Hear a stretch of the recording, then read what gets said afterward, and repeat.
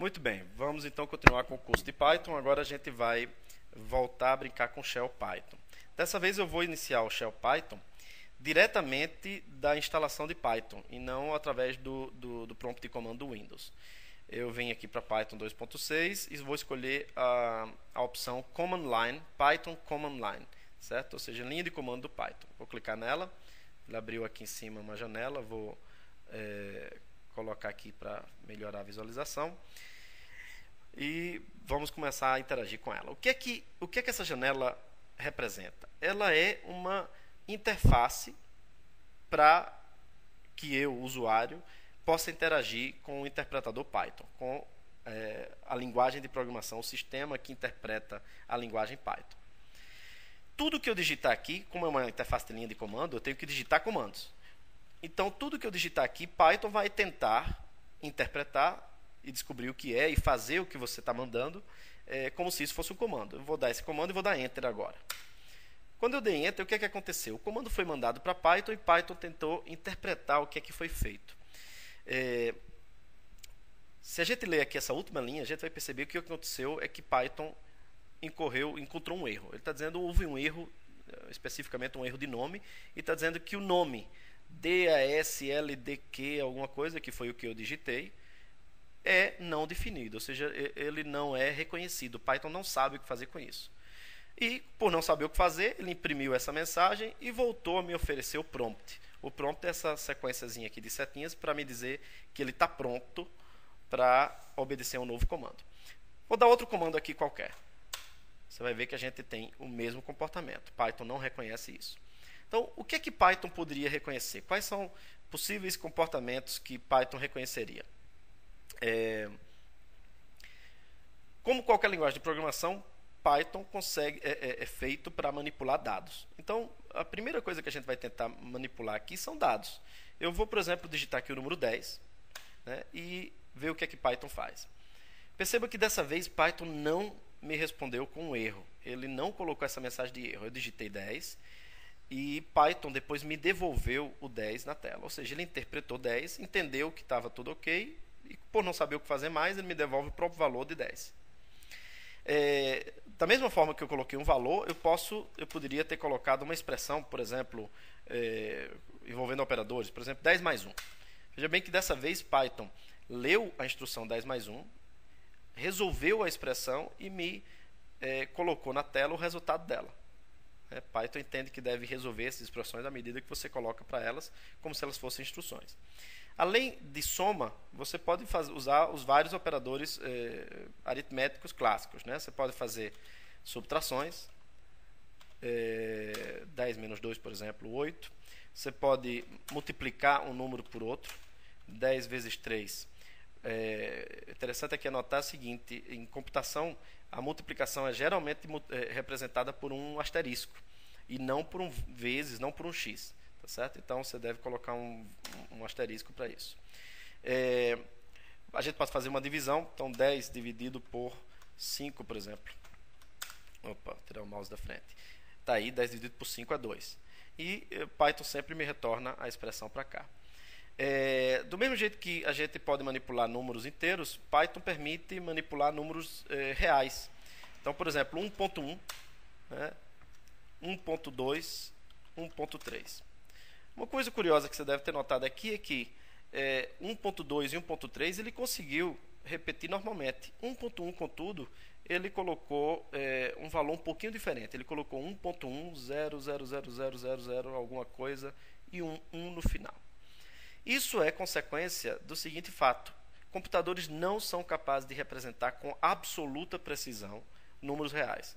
O que se faz na prática, em qualquer computador, é uma aproximação do número de interesse. Então, 1.1 é um desses exemplos de números que não se pode representar pelo computador com absoluta precisão.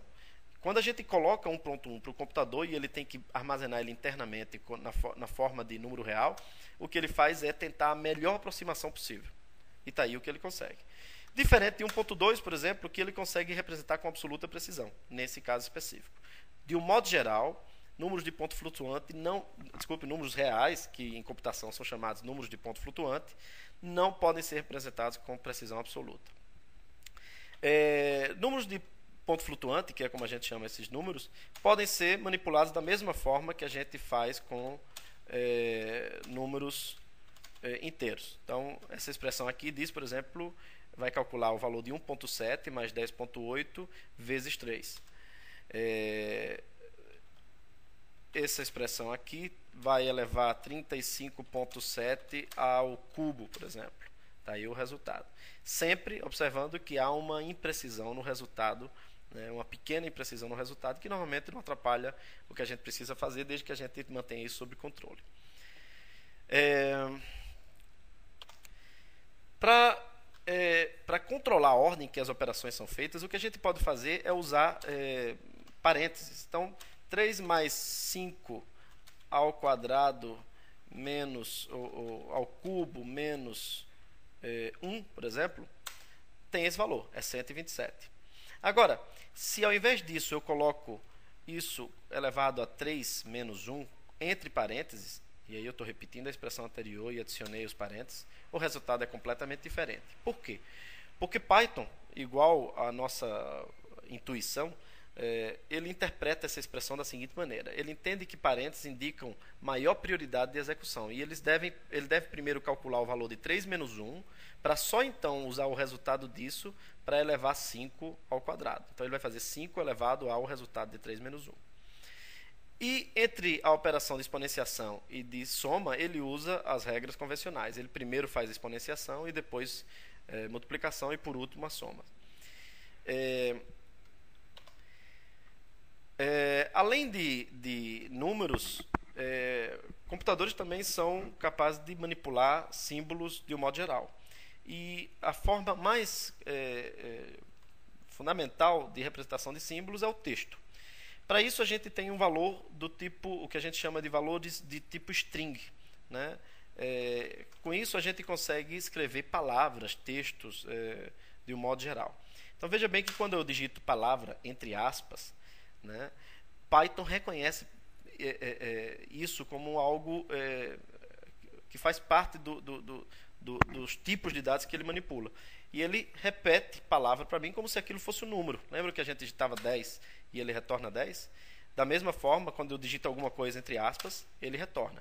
Importante, as aspas são necessárias. Se eu colocar a mesma palavra sem aspas, eu não estou escrevendo uma string, eu não estou escrevendo um texto manipulável por Python. E aí ele se confunde e diz que não conhece o nome das que ele está esperando que seja algum tipo de instrução. Da mesma forma que a gente faz com números, a gente também pode operar strings, né? A gente pode operar palavras. Então, por exemplo, eu posso fazer uma operação de soma de strings. Eu posso juntar, né? O soma, nesse caso, claro, significa juntar. Então, programa em Python. Né? Eu vou dar Enter para ver o que é que ele faz agora. E você vê que Python entende bem o que eu queria.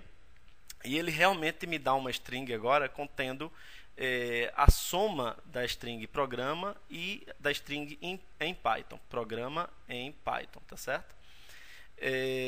Só que isso não resultou como eu esperava e eu queria que tivesse um espaço entre programa e em. Então o que eu vou fazer é repetir a operação. Eu coloco um espaço agora. Veja bem que agora eu estou fazendo a seguinte operação. Eu estou somando programa com espaço, que é outra string. Eu delimito ela com aspas para demonstrar que é uma string que só tem um espaço dentro dela. E ainda com a string final, que é em Python. Vamos ver o que é que isso resulta. E agora eu tenho o resultado esperado, que é programa em Python separado por aspas. Da mesma forma, eu posso multiplicar strings por números inteiros. Né? Eu posso fazer 3 vezes A. Né? O que isso me dá é a string formada por A várias vezes. Né? 3 vezes programa. Né? Isso vai me dar isso dessa maneira. Opa, programa. Estou errando aqui até no digitação. Programa.